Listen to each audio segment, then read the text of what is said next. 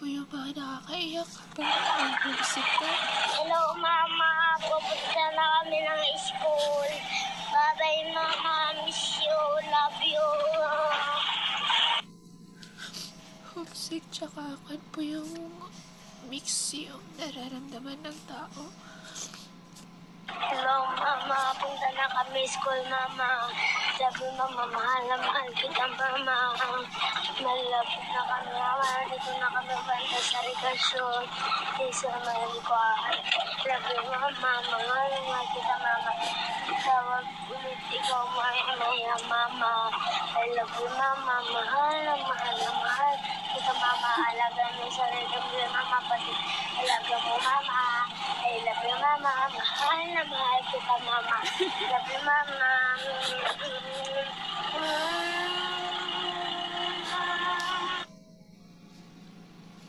Homesick is real.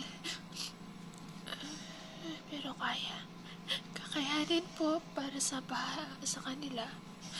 Kakayanin. Mixed emotion yung nararamdaman ko. Problema. Homesick. Pero okay lang.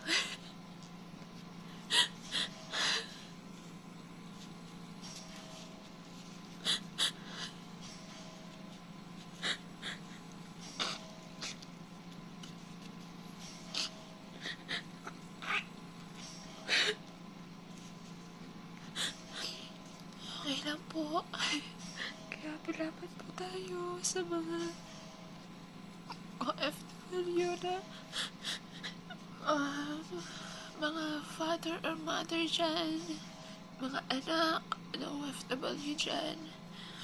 Laban lang po at magkaroon po tayo lagi na relationship sa Panginoon para po sa Kanya po natin ito iiyak at siya lang po yung nakakaintindi ng mga nararamdaman natin. Gaya natin na wala tayong mapagsasabihan, wala tayong mapagkukwentuhan. Sinasarili na lang talaga natin, yun yung kailangan. Pero hindi lang sa sarili, kundi ilagay nating itaas, ipag-pray yung mga hinaing natin, yung mga problema na pinagdadaanan natin. Kasi po, sabi nga, di ba, walang problema na hindi natin masusolusyonan at kakayanin natin lahat yung mga pinagdadaanan natin dito na at mapagtatagumpayan din natin at magkakaroon din ng bunga lahat ng ating sakripisyo na ginagawa po para sa pamilya natin, sa mga minamahal natin. Kaya proud po ako sa inyo. OFW like me. Proud of you.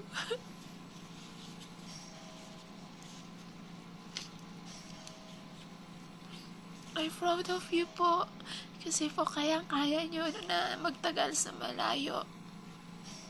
Kasi po ako, sa totoo lang po, first timer na OFW.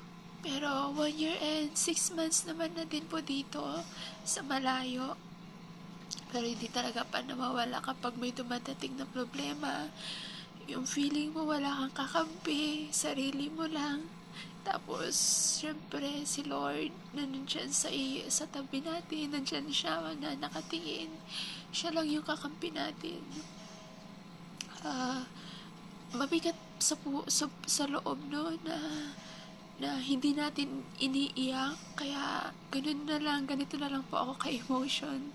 Kaya pagpasadya niyo po ako at magpatuloy po tayo na lumaban at huwag niyo pong kalimutan din yung sarili niyo at lagi tayong lumapit sa Panginoon para hindi po tayo magkaroon ng depression, anxiety or problema na sa health natin, dahil mas better po talaga na mailabas po natin yung nasa loob natin kaysa po kinikim-kim natin. Yun lamang po. At maraming salamat po sa inyo. God bless po. Lagi niyo pong tandaan na Jesus loves you.